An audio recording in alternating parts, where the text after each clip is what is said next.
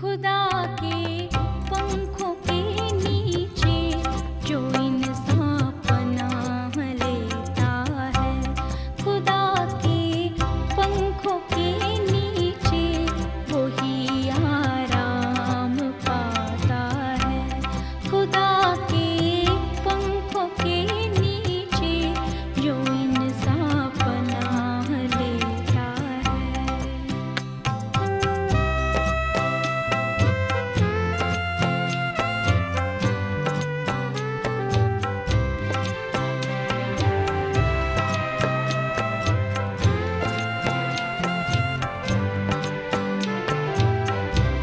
पनाह मेरी खुदावंद है, मैं सबको ये बताऊंगी।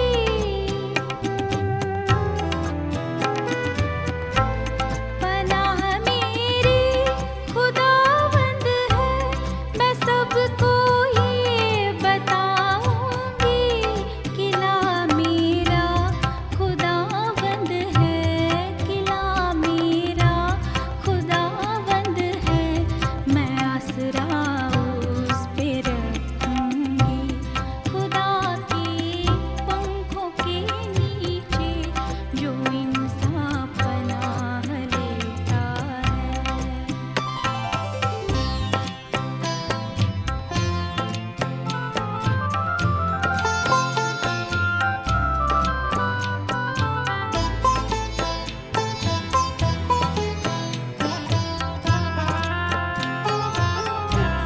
मुसीबत और दुख के दिन खुदा तुझको न छोड़ेगा।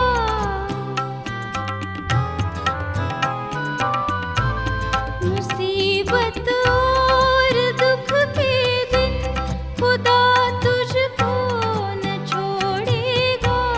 करेगा वादा पूरा हो, करेगा वादा पूरा हो, कभी ना उसको तोड़ेगा।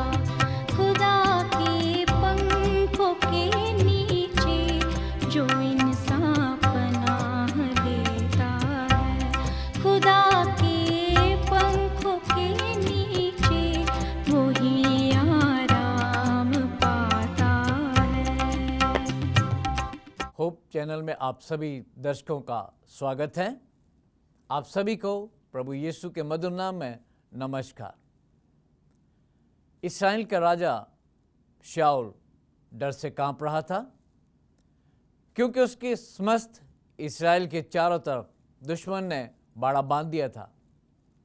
और अब वो सोचने लगा कि काश आज शमूएल नबी जीवित होता तो वो मुझे बताता कि मैं क्या करूं। और जब वो इसके ऊपर सोच रहा था, वो परेशान था अपने जीवन के बारे में सोच करके। वो सोचने लगा कि जब मुझे प्रभु ने चुना, मैं राजा चुना गया, तो परेशानियां नहीं थी, नबी मेरी अगुवाई करता था, लेकिन आज वो नबी मर चुका था। अब वो सोचने लगा मैं क्या करूं। शाऊल के बारे में बताया जाता है कि वो जब राजा बना तो वो परमेश्वर के बहुत ही निकट था और वो परमेश्वर से बहुत प्यार करता था। उसके मन में कोई भी भय नहीं था, क्योंकि परमेश्वर उसकी अगुवाई करता था। और जब वो परमेश्वर को पुकारता था तो परमेश्वर उसको जवाब देता था। लेकिन अब वो समय था जब जैसे ही वो राजा बना, उसके जीवन में पाप बढ़ गए और वो पाप करने के कारण परमेश्वर दूर होता चला गया।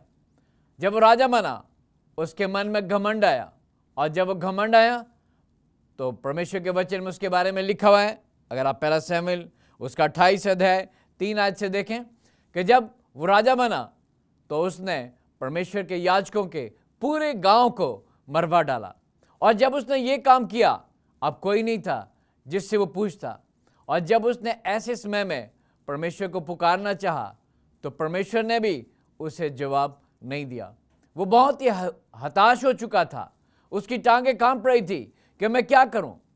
तो उसके मन में विचार आया कि क्यों ना मैं कहीं ऐसे व्यक्ति के पास जाऊं जो मुझे बता सके कि मैं ऐसे समय में क्या करूं। उसने बहुत लोगों से जो उसके पास थे सलाह ली कि मुझे ऐसे समय में क्या करना चाहिए, मैं किसके पास जाऊं, मैं कहाँ पे जाऊं, किसको पूछूं।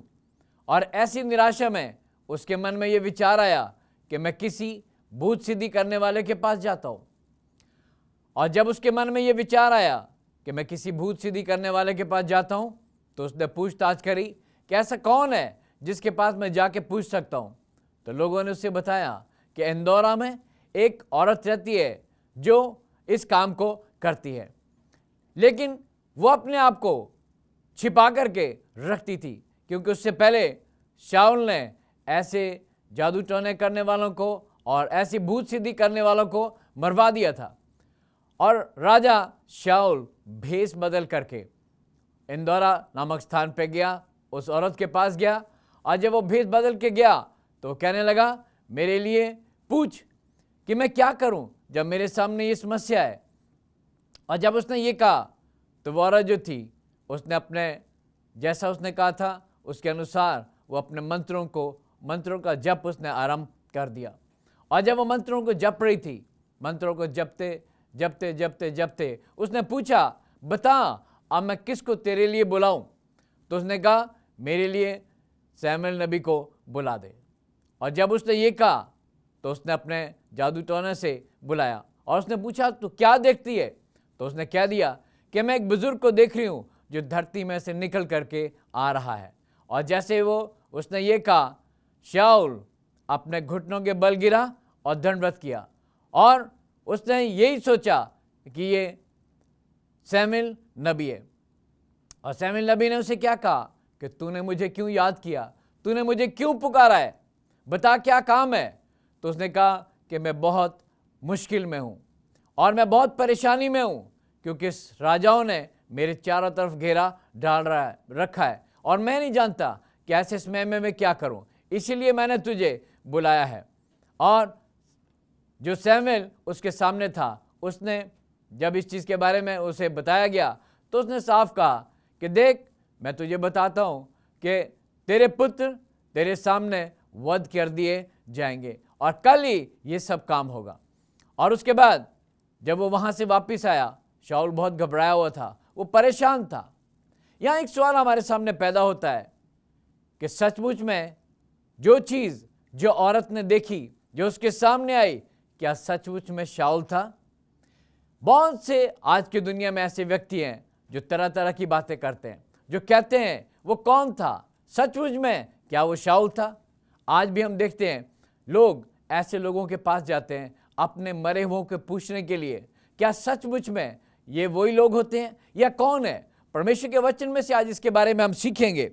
अगर आप इसके बारे में सीखना चाहते हो कि शाऊल ने जो आकृति देखी थी वो वास्तव में कौन थी, किसको उसने बुलाया था। अगर आप पहला राजा उसका 22 अध्याय और उसकी 22 आयत अगर आप देखें, यहाँ पे परमेश्वर का वचन साफ कहता है कि वो कौन सी चीज़ें हैं। इसमें लिखा है, उसने उनसे जाकर कहा, उसके सब भविष्य वक्ताओं में बैठकर मैं उनसे झूठ बुलवाऊंगी। और यहाँ हम देखते हैं कि जैसा उसने कहा कि मैं उनमें बैठ करके उनसे झूठ बुलवाऊंगी, इसका मतलब ये है कि वो सैमुएल नबी नहीं था, बल्कि कोई और चीज़ थी जो सैमुएल नबी के रूप में उनके सामने आई थी। उसकी आवाज़ वही थी, उसका कद वही था, उसका बात करने का ढंग वही था, सब कुछ वही था, लेकिन वो खुद सैमुएल नबी नहीं था। उसके बाद प्रकाशित वाक्य की पुस्तक अगर 16 अध्याय और उसकी 14 आयत अगर हम निकालें और उसमें हम देखें, उसमें इस प्रकार से लिखा है, ये चिन्ह दिखाने वाली दुष्ट आत्मा है जो सारे संसार के राजाओं के पास निकल कर इसलिए जाती हैं कि उनको सर्वशक्तिमान परमेश्वर के उस बड़े दिन के लिए इकट्ठा करें। परमेश्वर का वचन साफ कहता है, ये भरमाने वाली आत्माएं हैं जो लोगों को भरमाती है, जो गलत रास्ते में लोगों को डाल देती है, जो उनको इस तरफ ले जाती है, ये बताती हैं कि मरने के बाद जीवन है। लेकिन प्रभु का वचन साफ कहता है, ये भरमाने वाली आत्मा है, ये वो आत्मा है जो स्वर्ग से निकाल दी गई थी, जिनके लिए स्वर्ग में जगह नहीं रही थी और जिन्होंने परमेश्वर के विरुद्ध पाप किया था। ये वही आत्मा है जो उस रूप में हमारे सामने भी आती हैं और लोगों को उनके बारे में, जो लोग उनके पास जाते हैं, उनसे पूछते हैं, उनको जवाब देती है। सैमुएल के सामने भी यही चीज़ थी। एक और बड़ी चीज़ है जो परमेश्वर का वचन हमें सिखाना चाहता है, क्या मृत व्यक्तियों का जो जीवित व्यक्ति है उनके साथ कोई संबंध है। जैसे लोग कहते हैं भूत बन करके वो चीज़ें हमें डराती हैं। क्या ये सच है? क्या मरे हुए व्यक्तियों का जीवित के साथ कोई संबंध रहता है? कौन सी चीज़ें हैं जो हमारे जीवन में हमको डराती हैं? वो क्या करती हैं और हमें क्या हमसे क्या हमारे मन को किधर को भटकाने की कोशिश करती हैं? अगर आप अय्यूब की पुस्तक उसका 14 अध्याय और उसकी 21 आयत अगर आप देखो, इसमें लिखा है उसके पुत्रों की बड़ाई होती है, ये उसे नहीं सूझता कि उसकी घटी होती है, परंतु वो उसका हाल नहीं जानता। बड़ी अच्छी चीज़ है जो परमेश्वर का वचन लिखा है कि जो व्यक्ति इस दुनिया में है वो ये जानता है कि मेरे पुत्रों का क्या हाल है। लेकिन जो व्यक्ति इस दुनिया से चला जाता है, इस दुनिया से गुजर जाता है, जो इस दुनिया में से कूच कर जाता है, वो व्यक्ति नहीं जानता है कि जो लोग पीछे रह गए हैं उनका क्या हाल है। वो उनके बारे में कुछ भी नहीं जानता। एक और बड़ी अच्छी चीज़ है जो सबोपदेश की पुस्तक उसका 9वां अध्याय उसकी 5, 6 और 10 आयत में लिखा हुआ है। अगर आप ये देखें, इसमें लिखा है कि जीवता तो इतना जानते हैं कि वे मरेंगे, परंतु मरे हुए कुछ नहीं जानते और ना उनको कुछ बदला मिल सकता है, क्योंकि उनका स्मरण मिट गया है। परमेश्वर का वचन साफ कहता है कि जीवता तो इतना जानते हैं कि वो मरेंगे, लेकिन मरा हुआ कुछ नहीं जानता। जब वो उन लोगों के बारे में नहीं जानता जो पीछे रह गए, तो वो और क्या कर सकता है?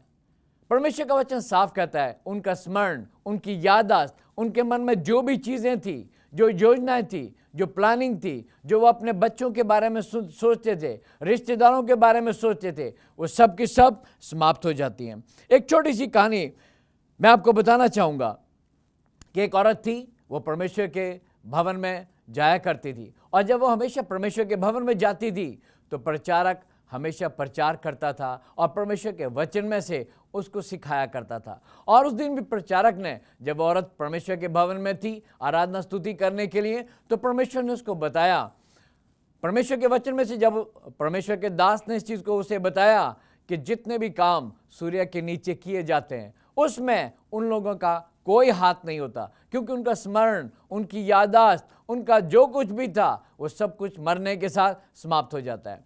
तो वो औरत पूरे सरमन को सुनते रही, और जब सरमन समाप्त हुआ, समाप्त होने के बाद उस औरत ने क्या किया, वो उठ करके पास्टर के पास गई और कहने लगी, पास्टर, आज जो चीज़ आपने परमेश्वर के वचन से बताई है वो तो बिल्कुल भी गलत है।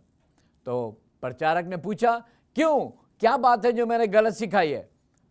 तो उसने कहा कि पास्टर, मैं इस बात को मान नहीं सकती, क्योंकि मेरा बेटा जो फौज में था और जो 19 साल पहले मर गया था, वो आज भी हर शुक्रवार के दिन मेरे पास आता है, मुझे मिलता है, मैं अपने बेटे को पहचानती हूँ और वो मेरे हाल चाल जानता है और हर शुक्रवार को मेरे पास आता है। और प्रचारक ने उसको बताया कि बहन, ये बात नहीं है, अब वो आपका बेटा नहीं है, जिसे आप बेटा कहती वो बेटा नहीं है। लेकिन वो मानने को तैयार नहीं थी कि वो मेरा बेटा नहीं है। तो प्रचारक ने उससे कहा, आप एक काम करना, अब जब आपका बेटा आएगा तो आप एक मेरे छोटे से सवाल का जवाब है उससे पूछ करके लाना। और उसके बाद जब उसने ये कहा, वो औरत घर चलेगी।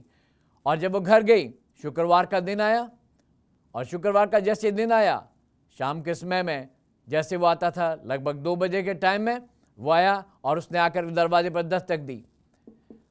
और जैसे उसको दस्तक सुनाई दी, माँ ने दरवाज़ा खोला, और जैसे ही माँ ने दरवाज़ा खोला, उसने क्या देखा, उसका बेटा दरवाजे पे खड़ा है। वो गई और अपने बेटे को गले लगाया। उसके बाद दोनों माँ बेटे बैठे बातचीत करने लगे। माँ बेटे ने चाय पानी साथ में पिया, और उसके बाद बेटा कहने लगा, माँ, अब समय हो चुका है कि मैं अब वापस जाऊँ। तो माँ ने कहा कि बेटे, ये तो ठीक है कि आपने वापस जाना है, लेकिन एक मेरे छोटे से सवाल का जवाब देते जाओ। कहते, क्या सवाल है? कहते, पादरी साहब ने जब मैं चर्च में गई हुई थी, एक सवाल मुझसे पूछा था, उसका जवाब बेटे आप देते जाओ। और उसने क्या कहा, बेटे, मैं आपको प्रभु यीशु मसीह के नाम से शपथ दिलाकर ये पूछती हूँ कि आप कौन हो, तू कौन है, मुझे सच बता। और जैसी माँ ने ये कहा, उसने अपना एक पांव दरवाजे से बाहर निकाला और वो अपने असली रूप में आ गया, जैसा उसका रूप था, भयंकर रूप में आ गया। और माँ ने जब उसको देखा तो माँ कांपने लगी कि ये क्या चीज़ है। और माँ समझ गई कि जो प्रचारक ने कहा था वो बिल्कुल ठीक था, वो उसका बेटा नहीं था। और जब वापस वो सब्त के दिन परमेश्वर के भवन में गई तो प्रचारक ने उससे पूछा, बहन, अपने बेटे से पूछा था आपने कि जो मैंने सवाल पूछा था आपसे, उसने जवाब दिया? कहते, हाँ पास्टर जो चीज़ आपने कही थी वो मैंने अपने बेटे से पूछी थी, सचमुच में वो मेरा बेटा नहीं था, क्योंकि जब मैंने उसे प्रभु यीशु मसीह के नाम की शपथ दिला के पूछा तो वो असली रूप में आ गया और मैं जान गई कि वो मेरा बेटा नहीं बल्कि शैतान मेरे बेटे के रूप में था। प्रभु का वचन साफ इसके बारे में कहता है कि किसके हाथ में मौत की कुंजी है, किसके हाथ में वो चाबी है और कौन इस चाबी को अपने हाथ में रखता है। अगर आप प्रकाशित वाक्य की पुस्तक उसका 1 अध्याय और उसकी 18 आयत अगर आप निकालो, इसमें प्रभु के वचन में साफ लिखा हुआ है, मैं मर गया था और अब देख मैं युगान युग जीवित हूँ और मृत्यु और अधोलोक की कुंजियां मेरे पास है। कहते मैं मर गया था और देख मैं अब युगान युग जीवित हूँ और मृत्यु और अधोलोक की कुंजियां मेरे पास है। हम जानते हैं कि जो कुंजी है, चाबी है, वो अधिकार को दिखाती है। और ये किसके हाथ में है? किसके हाथ में हमारा जीवन है? हमारा जीवन हमारे हाथ में नहीं है बल्कि उसके हाथ में है जिसने हमें ये जीवन दिया है। एक और बड़ी चीज़ है जो परमेश्वर के वचन में है, जो हम सीखेंगे कि मनुष्य ने कैसे मनुष्य की सृष्टि करी, इंसान को परमेश्वर ने कैसे बनाया। अगर आप उत्पत्ति की पुस्तक उसका 2 अध्याय और उसकी 7 आयत अगर आप परमेश्वर के वचन में से निकालो, आप इसमें देखोगे, इसमें इस प्रकार से लिखा है, और यहोवा परमेश्वर ने आदम को भूमि की मिट्टी से रचा और उसके नथनों में जीवन का श्वास फूंक दिया। यह हम जानते हैं कि परमेश्वर ने इंसान को भूमि की मिट्टी से सिरजा और उसके बाद उसके नथनों में जीवन का श्वास फूंक दिया। जिस चीज़ को हम आत्मा लेकर के कहते हैं और जिस रूप में हम आत्मा को देखते हैं वो सिर्फ क्या है? एक जीवन का श्वास है। और श्वास को यदि हम जरा सा बंद कर दें तो हमारा जीवन समाप्त हो जाएगा। परमेश्वर ने जो चीज़ उसके नथनों में डाली थी वो जीवन था और वही हमें आगे बढ़ाता है। उसके बाद एक और बड़ी चीज़ है जो हम इसको परमेश्वर के वचन में से देखेंगे कि मरने के बाद इंसान का जो शरीर है वो खत्म हो जाता है और उसकी जो श्वास है उसका क्या होता है। अगर आप परमेश्वर के वचन में से देखो, सब उपदेश की पुस्तक में इसके बारे में बड़े अच्छे से वर्णन किया गया है, उसका 12 अध्याय और उसकी 7 आयत। इसमें लिखा है, तब मिट्टी ज्यों की त्यों मिट्टी में मिल जाएगी और आत्मा परमेश्वर के पास जिसने उसे दिया है लौट जाएगी। हवा में मिल जाती है, मिट्टी में मिल जाती है। इंसान को इसीलिए कहते हैं कि इंसान मिट्टी का बना हुआ है और मिट्टी में फिर वो मिल जाता है। लेकिन आज लोग जो है उनके भिन्न विचार है। हमें वो चीज़ देखनी है जो परमेश्वर ने हमें बताई है, ताकि हम उन चीज़ों में, भविष्य में जो चीज़ें परमेश्वर ने हमें बताई है भविष्य के लिए, वो इसलिए ताकि हम उन शिक्षाओं से, उन चीज़ों से सावधान रहें जो भविष्य में हो रही है और जिनके बारे में परमेश्वर हमको पहले से, जिसके बारे में परमेश्वर ने अगुवाई हमारी कर दी है। क्या मरने के बाद, कई बार हम सोचते हैं कि इंसान मरने के बाद भी सोचता है, उसका कोई अंग जिंदा रहता है, जीवित रहता है। अगर आप भजन संहिता की पुस्तक में पढ़ो उसका 146 अध्याय और उसका 4 आयत, इसमें लिखा है, उसका भी प्राण निकलेगा और वो मिट्टी में ज्यों का त्यों मिल जाएगा। उस दिन उसकी सब कल्पनाएं नष्ट हो जाएंगी। परमेश्वर का वचन कहता है कि कोई भी चीज़ हमारी मरने के बाद जिंदा नहीं रहती है और जो हमारी योजनाएं, कल्पनाएं, वो हमारे जीवित होने तक ही सीमित है। जीवित रहते हुए हम सोच सकते हैं, काम कर सकते हैं, वार्तालाप कर सकते हैं, सब कुछ कर सकते हैं, लेकिन जब एक बार हमारा सांस निकल गया तो हमारा ना पीछे से संबंध होता है और ना ही हम अपने भविष्य के बारे में सोच सकते हैं। एक और बड़ी चीज़ जो प्रभु का वचन हमको सिखाना चाहता है, कई बार हम सोचते हैं, लोग क्या कहते हैं कि इंसान मरने के बाद, या जो इंसान बुरे काम करते हैं वो नरक में जाते हैं और जो भले काम करते हैं वो स्वर्ग में जाते हैं। परमेश्वर का वचन साफ इसके बारे में स्पष्ट शब्दों में कहता है। अगर आप प्रेरितों के काम उसका 2 अध्याय और उसकी 29 आयत अगर आप देखें, इसमें लिखा है, दाऊद मर गया और गाड़ा गया और उसकी कब्र आज भी हमारे बीच में है। दाऊद मर गया, वो गाड़ा गया और आज भी उसकी कब्र हमारे बीच में है। कोई चीज़ ऐसी नहीं है जो मरने के बाद सीधी स्वर्ग या नरक चले जाती है। अगर आप परमेश्वर के वचन की गहराइयों को देखोगे, प्रभु का वचन साफ कहता है कि दाऊद मर गया, कब्र उसकी आज भी हमारे बीच में है। यहाँ जो चीज़ प्रभु का वचन कह रहा है, इसका मतलब यह है कि कोई भी चीज़ उसकी इस दुनिया से वहाँ पे नहीं गई है। उसका एक समय निश्चित है, जब भले लोगों को वो स्थान दिया जाएगा और बुरों को उनका प्रतिफल दिया जाएगा। ये चीज़ हम परमेश्वर के वचन में से सीख रहे हैं। प्रभु ने इनके बारे में पहले से हमें बता दिया है ताकि हम धोखे में ना रहें। नहीं तो इंसान धोखा खाता है, गलत मार्गों में भटक जाता है और बाद में उसे पछताना पड़ता है। प्रभु का वचन साफ कहता है। मैं अगर आप परमेश्वर के वचन में से देखें, यूहन्ना की पुस्तक 11 अध्याय 11 से 14 आयत तक, बाइबल में मौत जो है उसको क्या कहा गया है, मौत क्या चीज़ है, किस प्रकार से मौत को जो संज्ञा दी गई है। अगर आप परमेश्वर के वचन को निकालते, उसमें लिखा है, हमारा मित्र लाजरस सो गया है और मैं उसे जगाना चाहता हूँ। परमेश्वर की नज़र में मौत एक नींद है। जिस प्रकार से हम रात को सोते हैं और सुबह उठते हैं, जो हमारे ऊपर मौत आती है, ये कुछ पल के लिए, जैसे हम रात को सोते हैं सुबह उठ जाते हैं, ऐसे ही है। क्योंकि जो लोग परमेश्वर पर विश्वास करते हैं वे प्रभु के आने पर ऐसे जीवित किए जाएंगे और फिर हम उन्हें देख सकेंगे। एक और बड़ी अच्छी चीज़ जो परमेश्वर का वचन हमें सिखाता है कि यदि पहली मौत को नींद कहा गया है तो दूसरी मौत, क्योंकि दो तरह की मौत है, एक पाप का नतीजा है जो हम इंसानों पे आता है और दूसरा पाप की सजा है। पहली जो मौत हमारे ऊपर आती है उसको नींद कहा गया है और जो दूसरी मौत है उसको परमेश्वर का वचन क्या कहता है। अगर आप प्रकाशित वाक्य की पुस्तक उसका 20 अध्याय और उसकी 13 से 15 आयत तक देखो, और इसमें साफ शब्दों में लिखा है कि ये दूसरी मृत्यु है।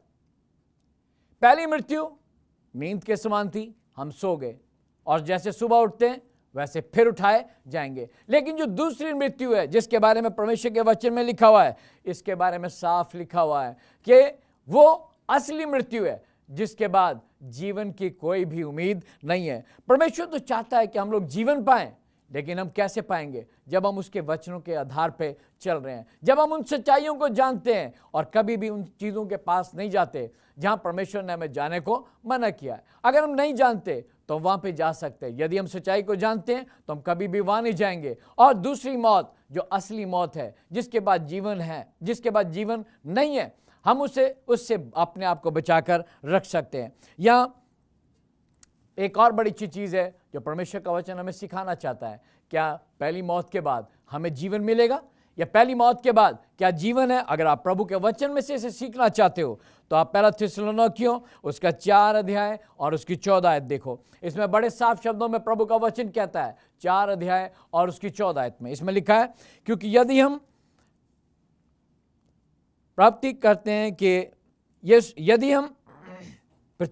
हैं कि यीशु मरा और जी भी उठा, यदि हम प्रतीति करते हैं कि यीशु मरा और जी भी उठा, तो वैसे ही परमेश्वर उसे भी जो यीशु में सो गए हैं उसी के साथ लेने आएगा। जिस प्रकार से हम विश्वास करते हैं कि प्रभु यीशु मसीह सो गया और जी उठा, वैसे उन्हें भी वो लेने आएगा।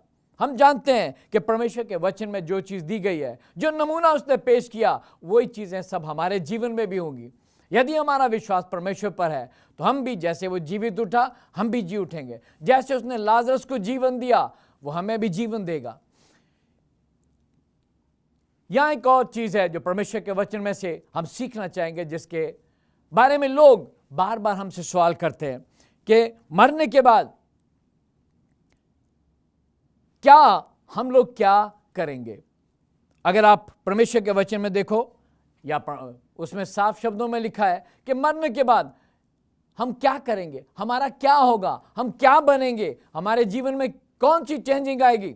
अगर आप परमेश्वर के वचन में से निकालो यूहन्ना की पुस्तक उसका 11 अध्याय और उसकी 44 आयत, इसमें साफ शब्दों में लिखा हुआ है कि जैसे लाजरस को उसने क्या किया, आवाज़ दी, वो जीवित हुआ, वैसे परमेश्वर के आने पर तुरही फूंकी जाएगी और जितने प्रभु में सोए हैं वो सब जीवित किए जाएंगे। जैसे लाजरस को जिंदा किया, वैसे हम सब भी परमेश्वर के आने पर जीवित किए जाएंगे। भाई और बहनों, ये एक बहुत बड़ी चीज़ है जो परमेश्वर का वचन हमें सिखाता है। हमारे पास जीवन है। जो पहली मौत है वो गुनाह का नतीजा है और गुनाह की सज़ा उसके बाद है।